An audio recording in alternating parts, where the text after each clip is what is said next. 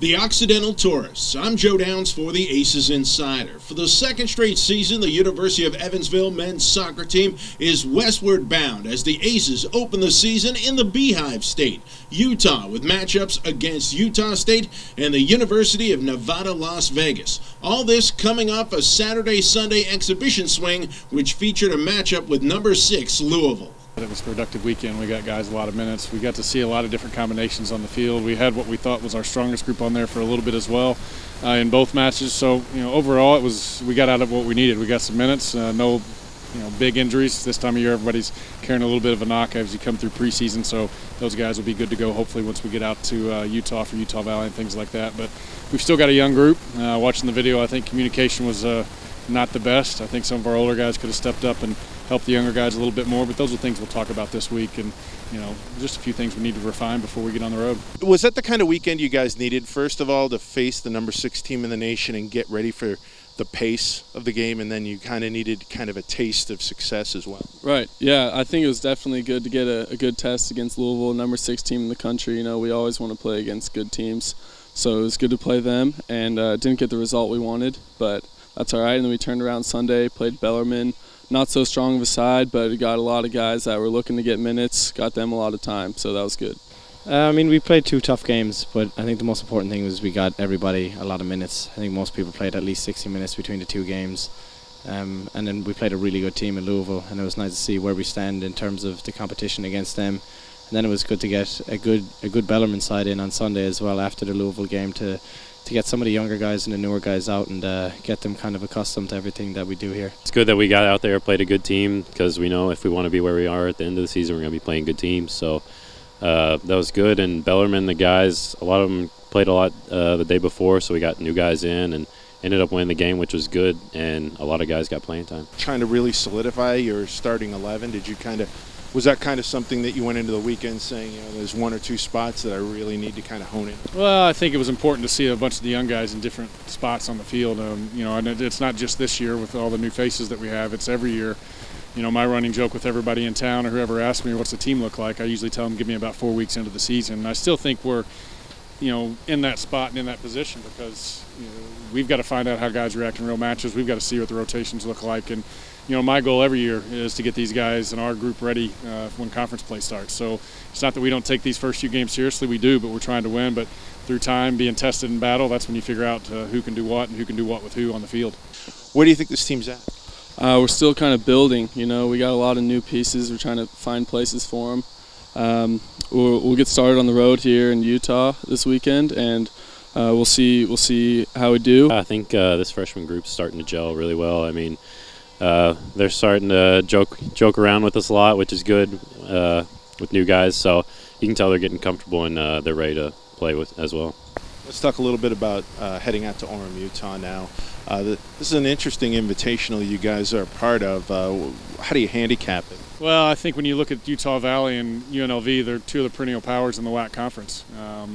Last year, I think UNLV finished 2nd or 1st. A couple years ago, UNLV was in the tournament.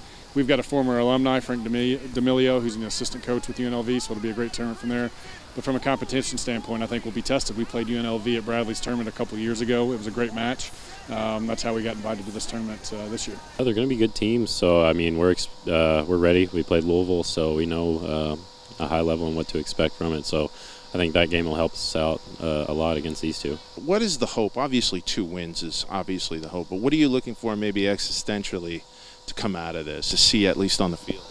Obviously 2 wins would be the ideal result to come out of the weekend, but I think in the long run it's a look towards building for conference play, which is probably the most important thing for us this year. But I think if we can get everyone in and working hard and playing well, and just get the confidence levels up at the start of the season like we did last year, and start well and start quick, and then bring that into the middle of the season and on towards the end, I think that's probably the most important thing for this trip. Yeah, in a perfect scenario, get 2 wins, which would be great, but just to get a lot of guys, our core group, working well together, get that starting 11 that will hopefully take us all the way to a conference championship, get that group working more together and playing well as a team. Just how we respond. These trips are always great too. We get to go to a different part of the country, a different region, A lot of these guys haven't been out to Utah. I haven't been to Utah, so it'll be an experience from that standpoint.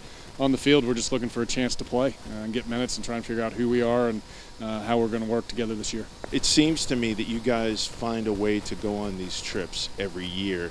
It's probably part of it is, you know, team building and what have you. What is the drive to? Well, I just think part of the tradition of our program is to travel, is to get outside of our region, expose our guys to different teams, different playing styles, and geographically to different regions of the country. Coach Schmaltz did that when I was here. We used to travel East Coast, West Coast. If it wasn't for the alumni and boosters, we wouldn't be able to do these trips, but I think it's an important part of not only our team, but the mission of our university and our athletic department. We're in close quarters for a long period of time, so it makes us kind of get to know each other really well early. And that's going to help us like later on down the road. But yeah, definitely seen other parts of the country, like for the foreign guys especially who haven't been out west at all. It's good for them to see it as well. It's just a fun time for everyone. All you do is travel, sleep and play soccer, and I mean, how bad is that?